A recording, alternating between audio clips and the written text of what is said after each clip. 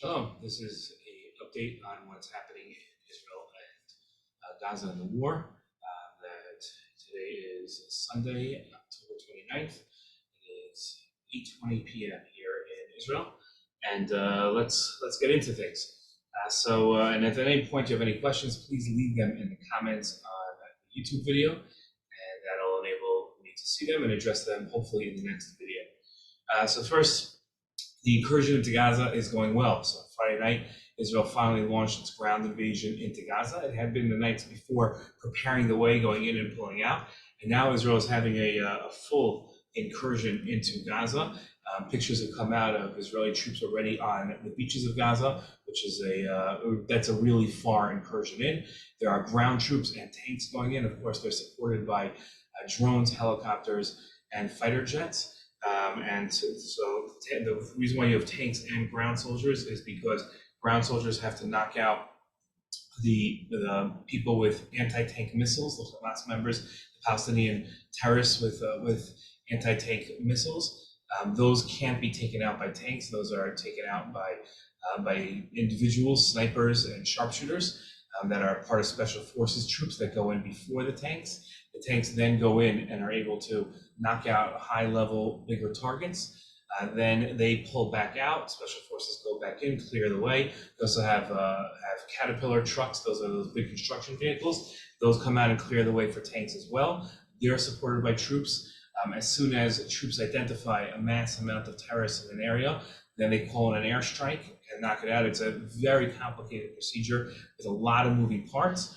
But it's clearly been over the last couple of weeks, instead of Israel rushing in right after the war, they took their time and clearly thought out how they were going to do this, and and the first couple of days of the ground incursion have gone remarkably well. So that's very, very good news. Other good news is that Hezbollah is getting rocked. Hezbollah is getting really destroyed up north.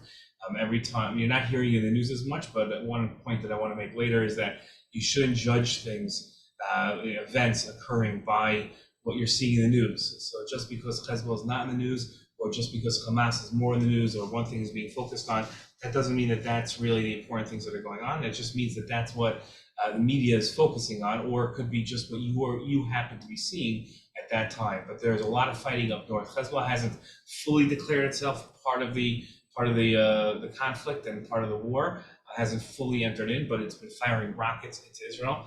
Israel's been retaliating, and Israel's been locating and identifying Hezbollah hotspots on the border with Israel. And what it's been doing is it's been knocking those sites out. So if Hezbollah decides to enter the war, they're going to be entering it in a much weaker fashion than had they just gone in right away. So that's what Israel's doing up north in terms of Hezbollah. So Israel is winning the initial stages of the battle. They're doing very well. They're very successful in knocking out high-level targets in all these places, in both Gaza and in southern Lebanon. So that's very good news. The Biden administration is supporting Israel more and more. That's incredibly important. That we have that support both militarily. They'll be sending aid soon. Congress is going to vote on it soon. They just voted on a resolution last week in support of Israel. So the next vote will be on a bill that will grant more aid to Israel. Now that the Republicans have a Speaker of the House, and Congress can now, because they have a Speaker, Congress can now vote on legislation. So sooner or later there'll be an aid package for Israel. But in the meantime, even without the aid package, America is sending over supplies that the military needs, and the Biden administration has been incredible. Remarkably, President Biden was asked about the casualty numbers coming out of Gaza, and said that he doesn't believe any of the numbers, dismissing it. And his spokesperson, Admiral Kirby, was asked at the same time, wasn't that sort of insensitive of President Biden? And he said, no, Hamas was the one that started this war. They knew what they were getting themselves into, so that's it's all on them. Also, the America will be sending a new ambassador. Something that's sort of been looked over is that America does not have an actual ambassador here. It has an acting ambassador who's amazing. She's great, Stephanie Howell, but they need an ambassador here. that can represent the Biden administration views here and be able to again, you can always pick up the phone, but it's much better when there's an ambassador on the ground that's able to coordinate efforts between America and Israel. So Jack Lew, who was a man that's pretty controversial. He's an Orthodox Jew, happens to be. He was President Obama's Secretary Treasurer and his chief of staff. So and was one of the main architects of the Iran deal. So a lot of pro-Israel people aren't really happy with him, but he's a man of great integrity, a man of great character, and will represent the United States here. And he, most importantly, he doesn't make his own decisions. He represents the viewpoints of President Biden, which right now are pro-Israel more than we could ever ask for. So that is that's very good. Bad news. So bad news. We have IDF at the beginning of the ground incursion shut off the internet in Gaza. That was in order to make sure that they jammed it. In a sense, they don't have an on-off switch, but they jammed it. And the idea was to inhibit communications between Hamas members, because that would allow the IDF to be more active. But it made the IDF look like it was trying to hide things that it was doing, so that people on the ground in Gaza couldn't report to the world what was going on. So the IDF then reversed its decision and turned the internet back on. I'm not sure how much that puts our soldiers at risk and the mission at risk, but that didn't make the IDF look great. So that wasn't that good. One strategy that the IDF is following, which is fascinating, we all imagine that once the IDF went into Gaza, what would happen is they would release a ton of information to the public about the scope of the attack. In fact, that's not what happened. The IDF didn't release information. It went in very quietly, did not announce how many tanks are going in, how few tanks are going in, how many soldiers are going in. We don't know. The Israeli public doesn't know. The world doesn't know. We're not sure who's in and how many people are in, how many people are not in. So that's a fascinating new way of conducting war, which is that we know there are soldiers in there. We've gotten pictures from soldiers inside, and the IDF has allowed those pictures to come out. So from inside Gaza, so we know that there are tanks and soldiers in Gaza, and we know that there are a lot of battles going on in Gaza. We know what some of those battles have resulted in, but we don't know. The numbers and how things are going. So there's a cloud of secrecy, which to the world seems suspicious. So that's why it's raising the ire. So the IDF turned the internet back on in Gaza, and now people can report things. The worst news is that there were 2 soldiers at this point. When I'm making this video, there were 2 soldiers that were injured. One officer very heavily injured, and another officer and another soldier lightly injured in the fighting. But it's remarkable that as far as we know, no soldiers have been killed in action. And let's keep praying that our soldiers stay safe and that we don't have anything to worry about going forward. The United Nations General Assembly, what that means is that the United Nations has everybody together. That's the General Assembly. And then what it has is it has different committees. So the committees are really where the power lies. That's where the power lies are in the committees. Most importantly, the United Nations Security Council. That's the committee that can impose penalties on other countries. And so the United Nations Security Council, Russia tried passing a resolution against Israel, but 5 countries in the United Nations Security Council have veto power. So the United States said, don't even try it, don't do it. I'm not sure if the United States actually used its veto or it didn't have to, but the Russia resolution never went anywhere in the United Nations Security Council calling for a ceasefire. But the United Nations General Assembly voted and called officially for an immediate ceasefire.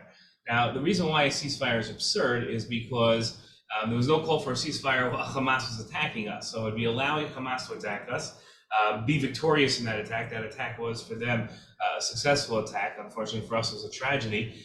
And then not allowing us, calling a ceasefire before we're able to strike back at Hamas.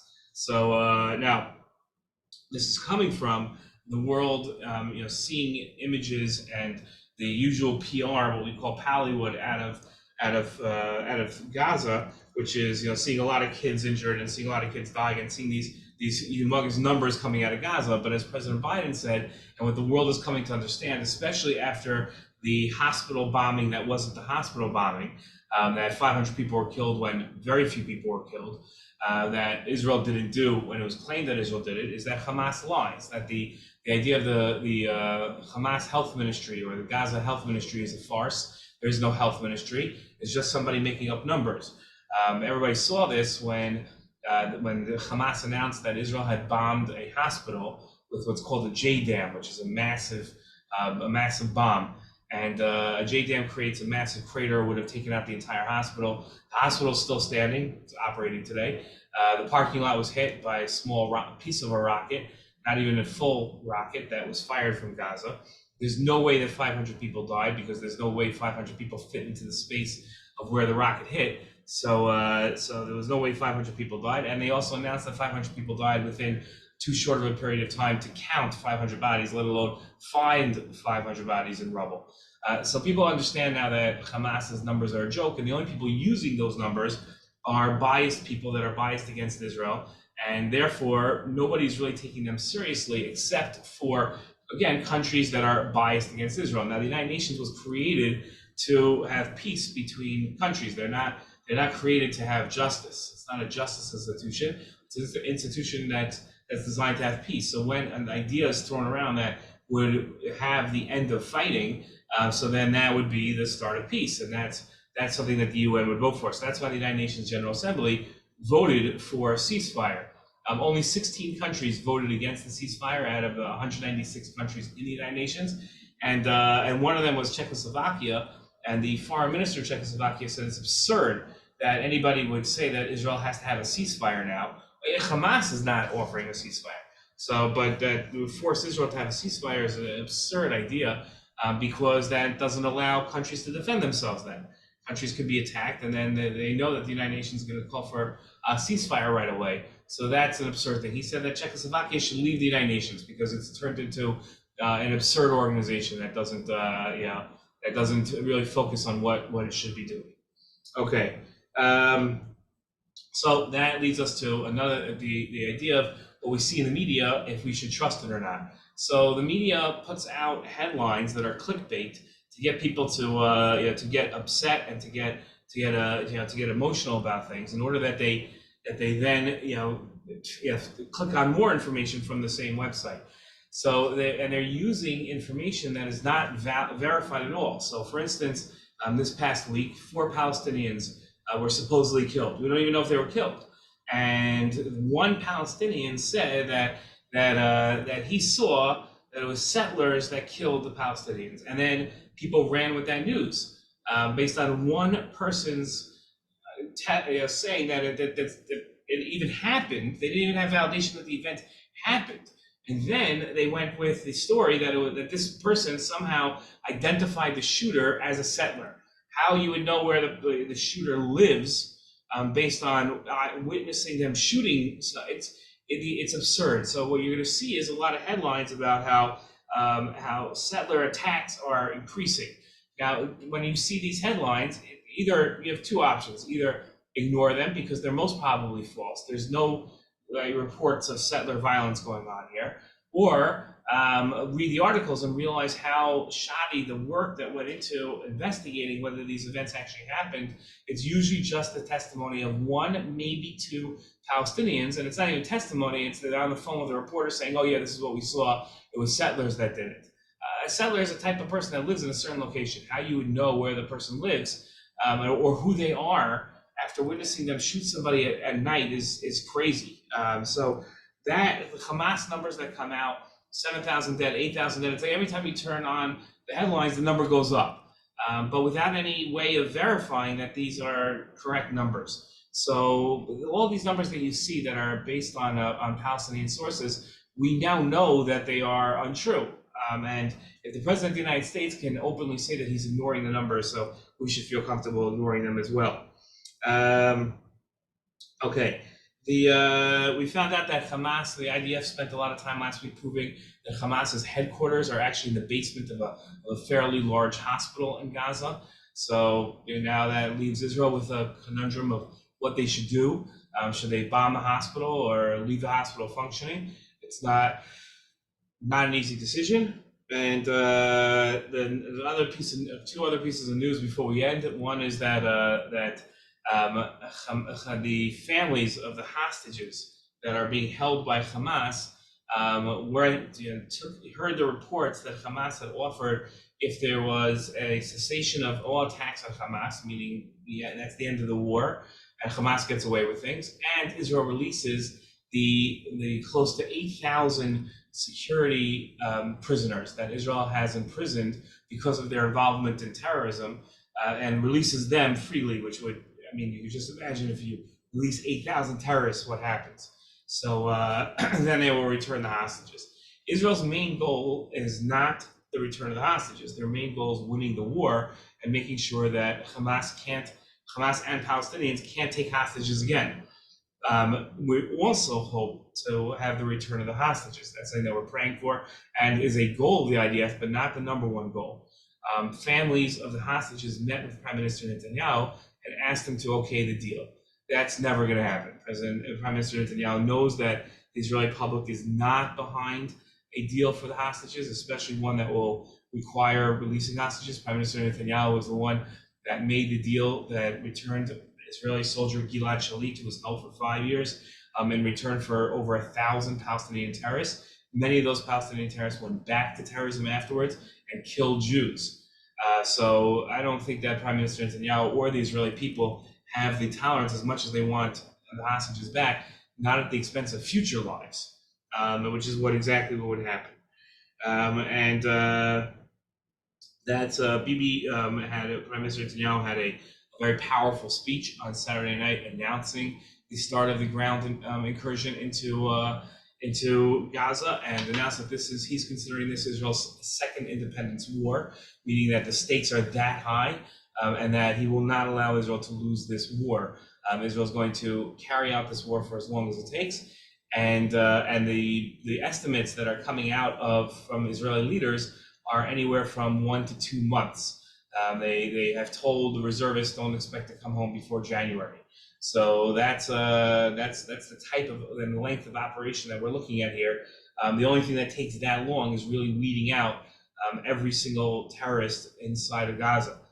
That means it's a long time that we're going to be based inside of Gaza, and then doing incursions into towns. So the Israeli people are determined to win this battle. The soldiers' morale is incredibly high. We've been incredibly successful. Now there's going to be points, just the way that the odds are, there's going to be points where tragedies will occur, and we have to have the fortitude to be able to withstand that and not allow that to demoralize us. Okay, that's the end of today's video. I hope to do a video every day. I don't think I'm going to be doing them live anymore. That was a little time-consuming and very stressful, but I think I'll be doing this way. Please, if you have any questions, please leave them in the comment section on the YouTube video. There's a comment section below. Please leave comments there and questions, and I'll try to answer them in a segment in the next video at the end. Okay, shalom, and let's pray for victory and return of the hostages.